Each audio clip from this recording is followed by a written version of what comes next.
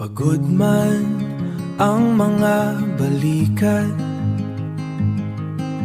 pangarap nyo sa akin ay nagbibigay ng lakas. Ang bawat patpatak ng pawis ay ginto para sa inyong bukas. Lumipas ang mga taon na kasing bilis ng hangin. Bawat sakripisyo ko inaalay para sa inyo, aking mga supling.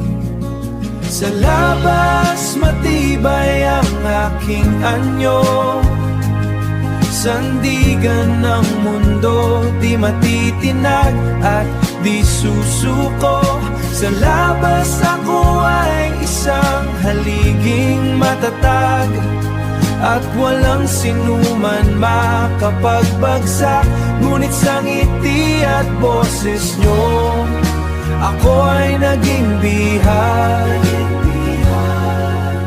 Ako ay isang amang may kahinaan.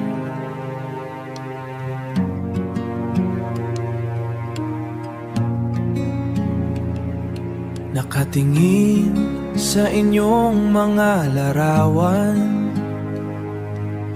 nag-aantay sa linyang magparamdam. Baka sakali aking lumbay maibsan.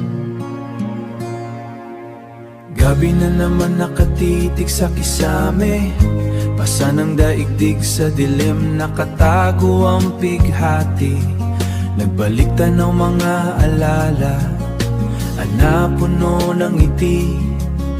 Hindi nyo alam ang bigat ng bawat hakbang, nag-iisang nagmamasid sa orasan.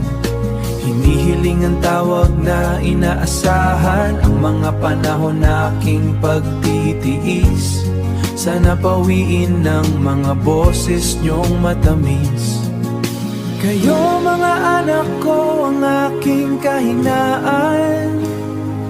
Alam ng Diyos, ginagawa ko lahat para sa inyong kapakanan. Dumating man ang panahon na huminto na ang oras ko, nagtatatak pa din ako sa isip at puso nyo.